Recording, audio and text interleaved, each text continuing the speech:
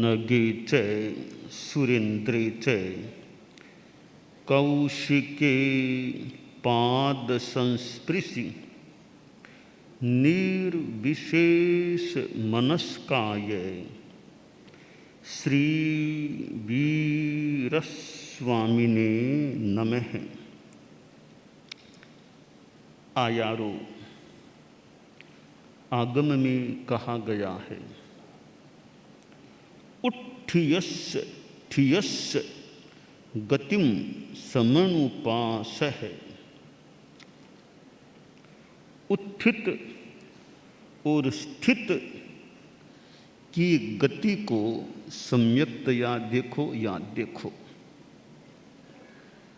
उत्थित कौन होता है और स्थित कौन होता है और गति क्या होती है? यूं तो उत्थित का अर्थ है उठा हुआ, स्थित का अर्थ है खड़ा खड़ा जो है या ठहरा हुआ है, और गति जो गमन क्रिया है वह गति हो जाती है। उठना शरीर से भी होता है, तो उठना विकास की दृष्टि से भी हो जाता है। जहाँ है वहाँ उठे, उत्थान करे, विकास करे, तैयार हो जाए। हमें कहीं जाना है तो पहले उठना पड़ेगा। सामान्यतया उठेंगे फिर आगे कदम बढ़ाएंगे। तो गति क्रिया करने से पहले उठना अपेक्षित होता है कि यात्रा करने जाना तो तैयार हो जाओ, खड़े हो जाओ और फिर गति करो। तो शरीर की दृष्टि से भी उत्थान होता है, फिर गति होती है। शरीर स्थित भी होता है। यह शरीर के संदर्भ में आदमी बैठा था, खड़ा हो गया, वो उत्थित हो गया। और स्थित था यानी गति निवृत्ति थी, या खड़ा खड़ा ही रह गया तो वो स्थित हो गया, या बैठा बैठा वो स्थित। चलना है वो गति हो जाती है। हम केवल शरीर की दृष्टि से उठना, खड़ा होना, चलना, इस पर यहाँ इस प्रसंग में ध्यान न देकर विकास की दृष्टि से उठना, स्थित होना, चलना, विकास अध्यात्म की दृष्टि से हम करें। यह आध्यात्मिक अनुष्ठान का क्रम चल रहा है, नवरात्र का समय है।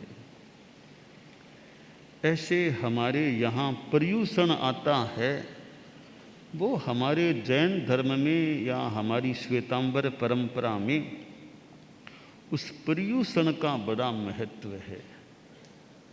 नवरात्र का इतना वैसे संभवतः कोई हमारे यहाँ प्राचीन धर्म संघ की हमारी परंपरा में वैसे ज़्यादा कोई महत्व नवरात्र का धार्मिक संदर्भों में नहीं रहा है। गृहस्थों में तो फिर भी अपनी सांसारिक और दृष्टि से भी कोई पूजा आदि करना, कोई एकत एकासन करना, ऐसा चलता है या रहा भी हो सकता है। हमारे धार्मिक परंपरा में कोई प्राचीन समय में इतना कोई नवरात्र बोलकर कोई ऐसे महत्व नहीं था। आचार्य श्री तुलसी या गणाधिपति तुलसी के समय यह एक क्रम शुरू हुआ। जप आदि कर लें भाई, हम आध्यात्मिक दृष्टि से कर लें, और यह समय है वो समय एकदम जो लगभग समशीतोष्ण का सा समय है। बहुत ज़्यादा गर्मी भी नहीं है, बहुत ज़्यादा सर्दी भी नहीं है, एक समशीतोष्ण काल सा है। और समय भी सम है, दिन रात भी काफ़ी समान अवधि वाली दिन, जितनी अवधि का मोटा मोटी थोड़ा कम ज़्यादा हो जाए उतनी अवधि की रात। तो यह आश्विन शुक्ल पक्ष का यह जो समय है नवरात्र का, वह सम शीतोष्ण, सर्दी गर्मी की दृष्टि से भी सम है, काफ़ी सम है। अब अभी कोई लूएं चलती हो, बहुत पसीना पसीना हो जाए, एक नींद नहीं आए, इतनी कोई प्रायः कोई रात को तो हल्की हल्की थोड़ी ठंड भी हो जाए, दिन में थोड़ी देर थोड़ा मामूली गर्मी भी हो जाए तो हो जाए कि आसो जारा तावड़ा जोगी बन गया जाट, कि आश्विन मास के तावड़े तपते हैं, वैसे दिन में तावड़ा तपे, परंतु थोड़ा तपे भी तो रात में इतनी गर्मी प्रायः कभी हो जाए तो समशीतोष्ण काल भी है समकाल, प्रायः दिन और रात का भी प्रायः समकाल का समय है। इधर फिर शारदी पूर्णिमा, आश्विन पूर्णिमा भी आगे आती है। तो यह आश्विन मास, श्रावण भाद्रव 2 महीने बीत गए और अब ये आधा चौमासा तो भाद्रव पूर्णिमा गई तो आधा चौमासा तो मोटा मोटी संपन्न हो गया। यह चतुर्मास का उत्तरार्ध है, चतुर्मास का सघन भाग है, तो श्रावण भाद्रव पूर्णिमा तक मान लें 2 महीना, बाद में इतना सघन वो तपस्या आदि का, इतना आराधना का नहीं है। तो यह अभी आध्यात्मिक अनुष्ठान का क्रम चल रहा है। उत्थान हो हमारा, तो मुख्य उत्थान अध्यात्म की दृष्टि से हो, कि शक्ति का विकास। भाई शक्ति क्यों चाहिए, क्या करना है आपको शक्ति का, और कौन सी शक्ति चाहिए, शक्ति क्यों चाहिए, कौन सी शक्ति चाहिए। पहला प्रश्न है आपको शक्ति क्यों चाहिए, क्या जरूरत है आपको शक्ति की। दूसरा प्रश्न है आपको कौन सी शक्ति चाहिए। तो क्यों और कौन सी, ये 2 प्रश्न हैं शक्ति के बारे में। तो आदमी शक्ति का प्रयोजन क्या बनाता है, तो क्यों चाहिए में तो कई कोणों से उत्तर हो सकता है, और शक्ति भी अनेक प्रकार की होती है, तो क्यों वाले उत्तर में भी कई चीज़ें हो सकती है। एक शारीरिक शक्ति है, भी शरीर मेरा सक्षम रहे, बीमारियां न रहे, गोडों में और में दर्द न रहे, तंत्र शरीर का अच्छा काम करे, मैं स्वस्थ रहूं, शरीर से परिश्रम कर सकूं, श्रम कर सकूं, वह शक्ति रहे। तो एक होती है शारीरिक शक्ति, उसका भी जीवन में महत्व है, शारीरिक स्वस्थता और शारीरिक शक्ति। दूसरी शक्ति है मानसिक शक्ति, मनोबल की शक्ति, सहन, यानी मन से आदमी बलवान हो, मन से कमज़ोर है, कुछ सहन नहीं कर सकता, हिम्मत नहीं है, थोड़ी सी कठिनाई आती है, मन में भय, डरना, ये कमजोरी है। तो मनोबल, मन है शक्ति रहे कि हमारे में साहस, हिम्मत रहे। इसी से जुड़ी हुई मान लें सहन शक्ति हो, कि सहन कर सकें, सहिष्णुता की शक्ति हो।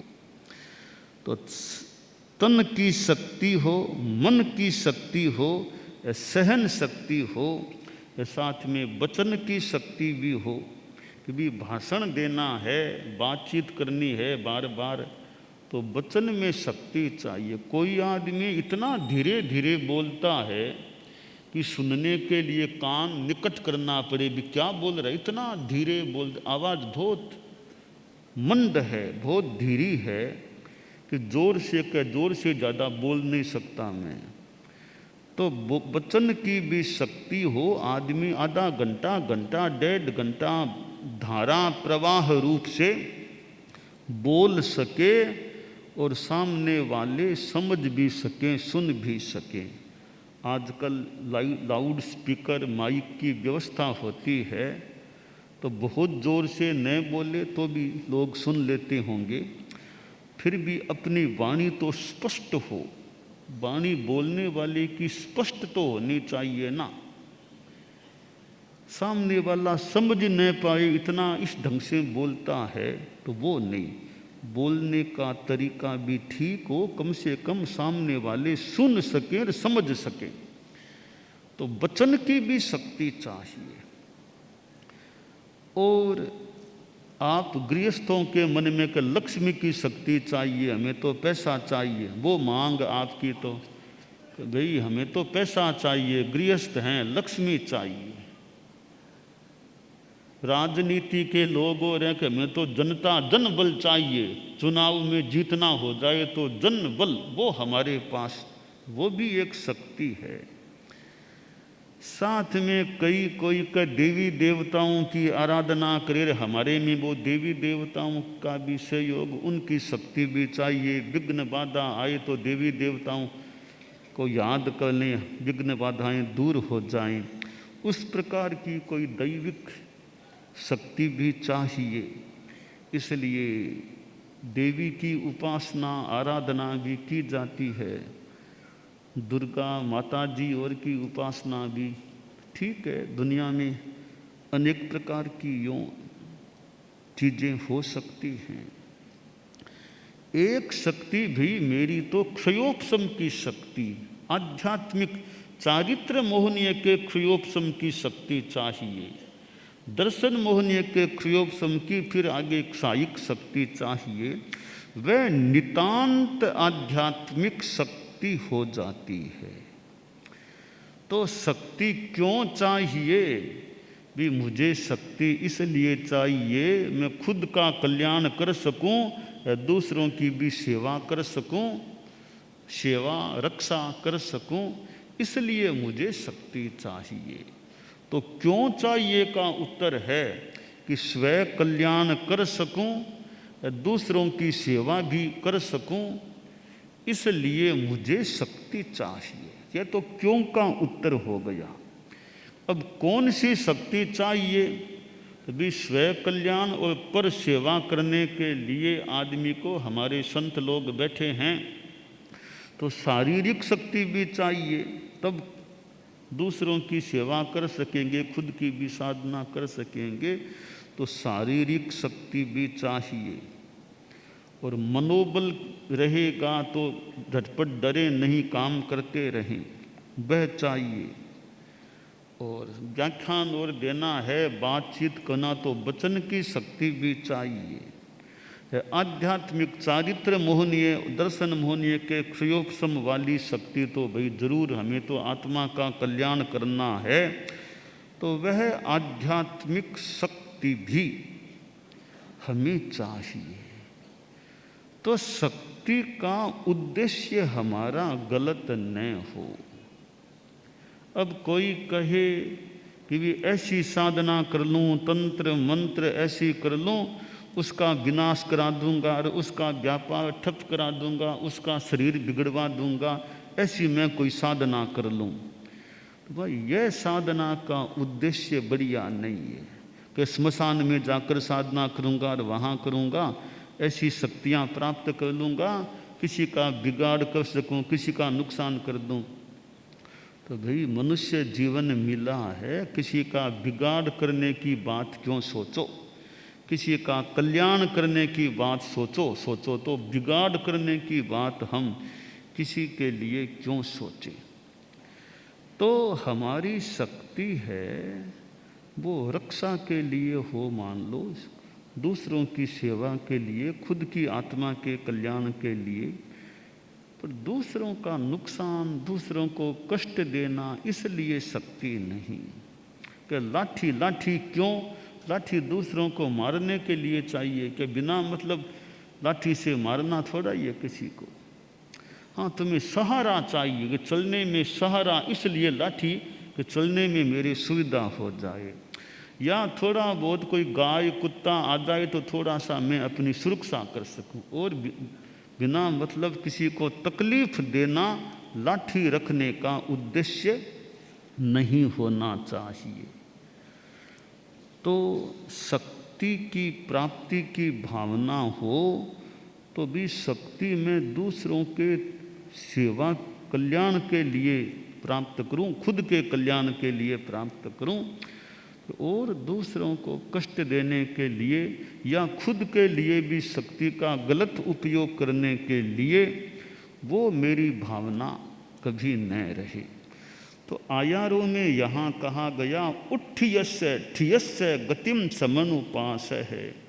जो उत्थित हैं, देखो दुनिया में कई लोग बड़े अच्छे साधक हैं, उनको देखो कैसे उन्होंने आध्यात्मिक उत्थान किया था। ऐसे व्यक्तियों के जीवन चरित्र पर ध्यान दो।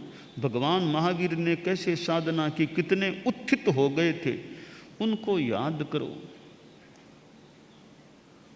और भी साधु और जो बड़ी साधना करने वाले तपस्वी अच्छे संयमशील हैं, वो उत्थित हो गए, अध्यात्म में उत्थित हैं, उनको देखो। वो उनकी गति, उनके विकास क्रम को, उनके रहन सहन हलन चलन कार्यकलाप को देखो। और जो स्थित हैं, अपने आप में स्थित हो गए हैं,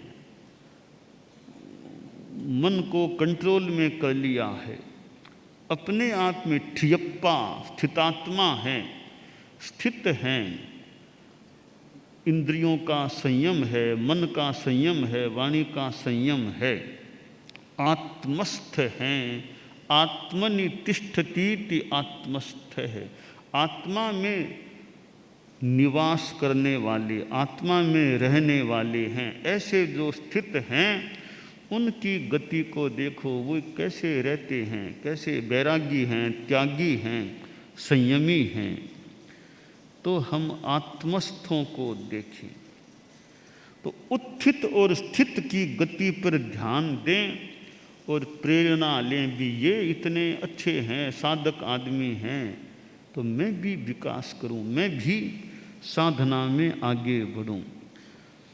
कोई स्वाध्याय में लीन है, शास्त्रों को पढ़ता है, स्वाध्याय करता है, बहुत अच्छी बात है, स्थित है, स्वाध्याय में स्थित है, उसको भी देखूं कैसे वो स्वाध्याय में लीन रहते हैं। रात में खड़े खड़े स्वाध्याय कर लेते हैं, स्मृति अच्छी है, याद किया हुआ है, पुनरावर्तन कर लेते हैं।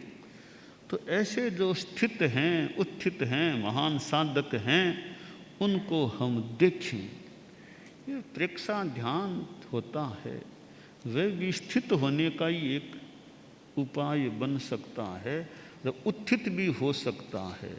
कायोत्सर्ग का प्रयोग कराते तो खड़े हो जाओ, खड़े खड़े तनाव दो, बाद में फिर लेटने की भी बात है। तो उत्थित बाहर से ही नहीं, हम भीतर से भी उठें, विकास करें और स्थित भी रहें, अपने आप में स्थित रहने का भी प्रयास करें। तो यह जीवन में साधना बड़ी चीज है।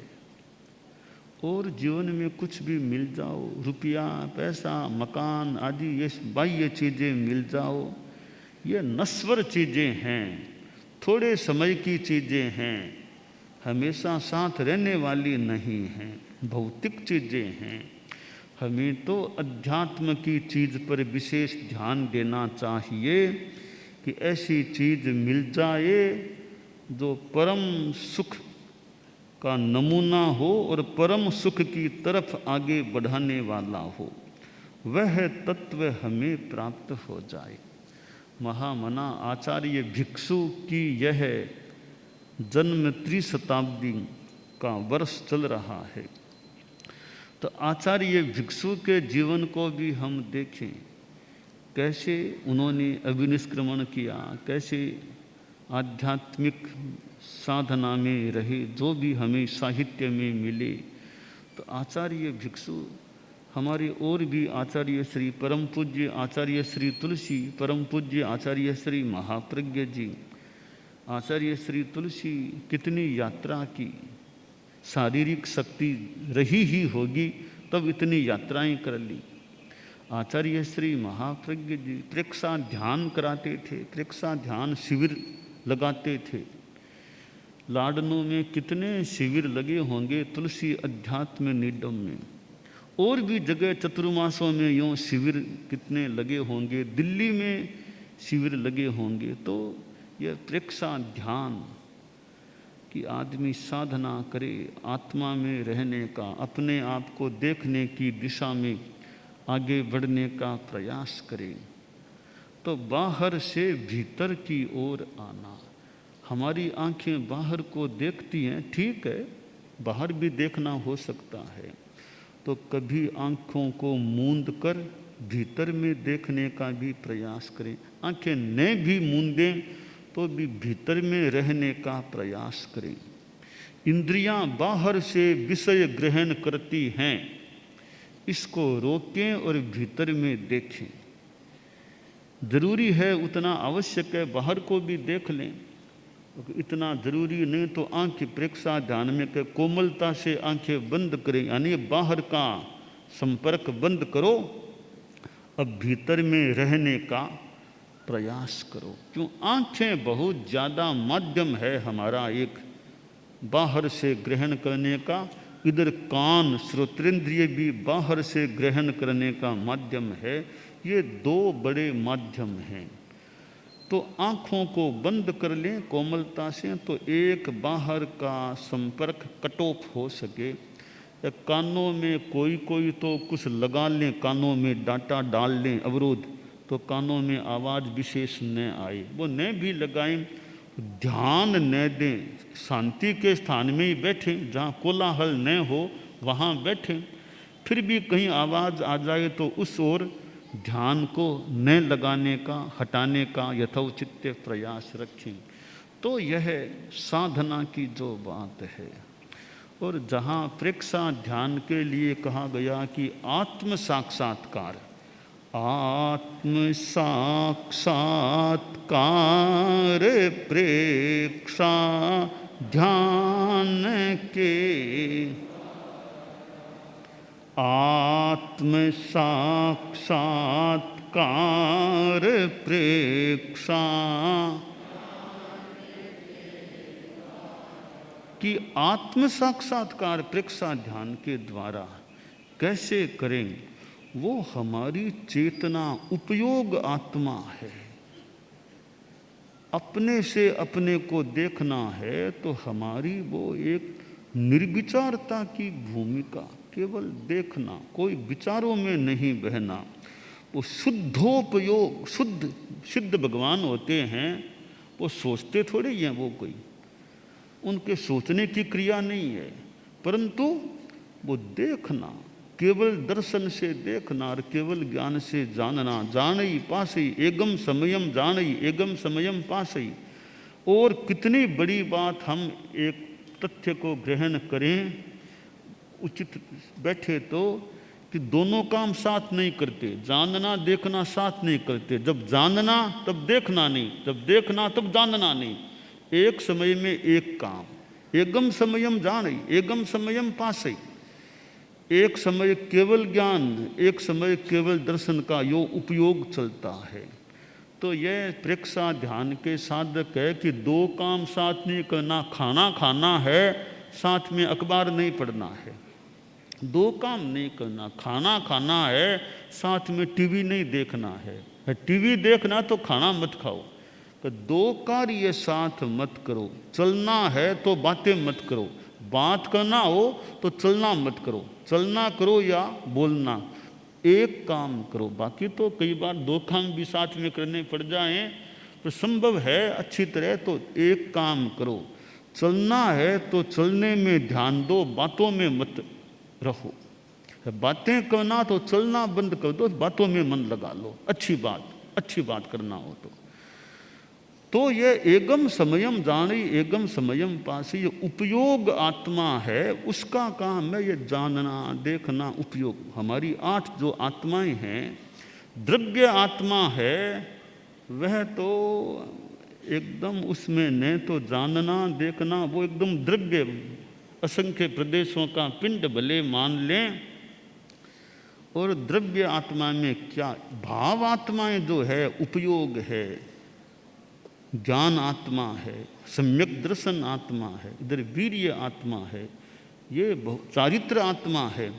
ये द्रव्य आत्मा की एक जो भाव आत्माएं हैं, द्रव्य आत्मा की संपत्तियां होती है। प्रसाद में कसाय आत्मा भी है, वो संपत्ति तो न माने उसको, वो छोड़ने लायक है। तो 8 आत्मा में भी कसाय आत्मा छोड़ने लायक है, अशुभ योग आत्मा छोड़ने लायक है। तो आगे जाकर के देखें, शुभ योग भी छोड़ने लायक, छोड़ने का ये शुभ योग भी, मोक्ष में शुभ योग भी नहीं रहेगा। तो शुभ योग भी छोड़ने का है। ध्यान में का हम बोलते हैं संपिख वगैरह, वो एक साधन है, आखिर जाकर उनको भी छूटना। न बोलने की ज़रूरत है, न अरंते शरणं पवज्जामि बोलने की ज़रूरत है, कुछ नहीं है। इनको भी छूटना होगा, छोड़ना होगा। मोक्षावस्था अगर प्राप्त करनी है तो ये चीज़ें भी छोड़ने की हो जाती है। तो यह प्रेक्षा ध्यान है, इधर ये नवरात्र में अनुष्ठान है कि हम कैसे कसाय आत्मा, कसायों को देखने की चेष्टा कर सकते हैं। उपयोग आत्मा से कसाय आत्मा को देखें, उपयोग आत्मा से अपने भीतर में कोई अध्यवसायों तक जा सकें। अंतर यात्रा का प्रयोग है कि शक्ति केंद्र से ज्ञान केंद्र, ज्ञान केंद्र से शक्ति केंद्र, नीचे से ऊपर, ऊपर से नीचे, ये सुषुम्ना में चित्त की यात्रा करना, वो एक देखने का है। देखो संवेदन जो कुछ हो रहा है, नीचे से ऊपर जाओ, ऊपर से नीचे आओ, यात्रा है, अंतर यात्रा, भीतर की यात्रा है। तो प्रेक्षा ध्यान में अनेक प्रयोग हैं। दीर्घ श्वास प्रेक्षा, समवृत्ति श्वास प्रेक्षा, शरीर प्रेक्षा, चैतन्य केंद्र प्रेक्षा, लेस्या ध्यान, अनुप्रेक्षा, ऐसे अनेक, कायोत्सर्ग है ही, अनेक प्रयोग प्रेक्षा ध्यान में हैं। तो हमारे जीवन में यह मूल शक्ति की बात है कि निर्मल शक्ति, अच्छी शक्ति, और शक्ति को हम अच्छे काम में लें। तो शक्ति क्यों कि भी बढ़िया काम कर सकें, इसलिए शक्ति चाहिए। कौन सी शक्ति चाहिए? बढ़िया काम करने के लिए जो उपयोगी हो वो शक्ति हमें चाहिए। शारीरिक, मानसिक, भावात्मक, वचन की ओर की जो अच्छे काम करने में हमारी माध्यम बने, सहायक बने, वो शक्ति हमको चाहिए। तो ये शक्ति की जो बात है, हमारी शक्ति अच्छी रहे, हम शक्ति से अच्छा काम करें। भगवान महावीर, भिक्षु स्वामी आदि हमारे आचार्य हुए, गुरुदेव तुलसी, आचार्य महाप्रज्ञ जी, और भी हमारे चारित्रात्माएं हैं।